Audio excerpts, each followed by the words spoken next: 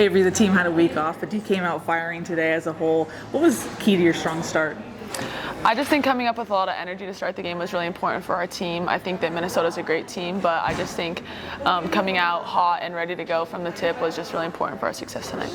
This Minnesota team didn't go away easily. What kept you guys in the game and ultimately finishing it? I think coming together, playing for each other, and I just think sharing the ball offensively and then also just having that energy and connection, communication defensively kept us in that game and kind of kept us with the lead the whole time. It was a unique game in the sense that Ray is out and then Juju didn't have a field goal in the first half. As freshmen, young players, how do you step up in the moment and deliver like you guys did? I think it's just like coming from our practices. I think our coaches do a great job of preparing us in practice and giving us time in games to figure things out. And obviously Ray is a huge piece for us, leadership-wise, second line defensive help side. I just think she brings a lot to our team, but I think we had a lot of different people, key aspects step up to help. And then I think all of us tried our best to support Juju, and she came out in the second half hot, and that's what we needed from her. So I just think that our whole team did a good job of trying to figure out where the holes were and what we all needed to do to fill them. You've always been known for your shooting, but you've been on especially a hot streak lately. What's been working for you from the three-point lane? I think for the most part it's just trying to find my spots.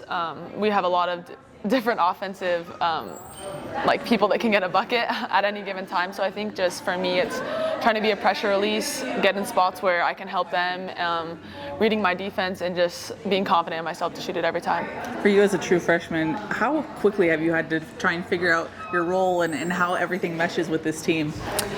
I think I've tried to do it pretty quickly, but I think honestly for our entire team, we're still figuring each other out. I think we have a lot of new players, seven freshmen, 2 grad transfers, just a lot of different key people that are new, and we're just trying to figure it out. But I think day by day, game by game, we're getting better, getting a better feel for each other. And I think for me coming in, I'm getting better at knowing my role and just trying to help the team in any way I can. You also play so aggressive defensively. What goes into that component of your game?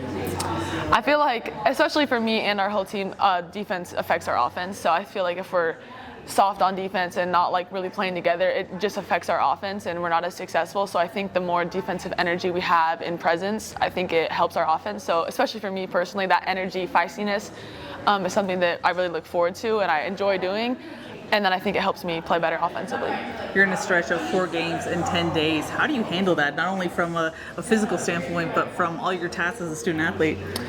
I think that we have a lot of support around us. We travel with academic advisors and like people that help us. So I think that as far as school goes, we have a lot of support. Our strength and conditioning coach, she's great with our recovery, all the things that we do when we travel, preparing before we travel, staying hydrated, stretching, like everything you could imagine. We have it all. So I just think that we're super blessed to be in that position to have our minds, bodies, everything right when we go on these long trips. Honestly, our team's done an amazing job of just keeping the main thing, and that's every single game, every practice together to put ourselves in the best position to win. Yeah, Coach Gottlieb preached taking it one game at a time, but you have some big games coming up. How do you do that as a team to just keep the main thing? I think that it's just about what our goals are at the end. I think that honestly it's just like what they said, it's one game, one practice at a time, but I think it's not like overlooking anyone because that's when you get beat, that's when bad things happen. So I think for our team, we know how talented we are, but we're not there yet, and that's a challenge. That's where our competition is, and that's why we're so eager and feisty for every practice, every drill, every game, just to grow and get better. If there's one thing you want Trojan fans to know about this current team, what would you tell them? I would say on the court, just like how competitive it is. Like anytime there's like a water break, somebody's trying to play one-on-one, somebody's trying to like have a shooting contest, like any chance that we get, everyone's trying to compete in some way, which is fun. Even if it's with a practice player, a coach, like it's just super competitive, which is so much fun.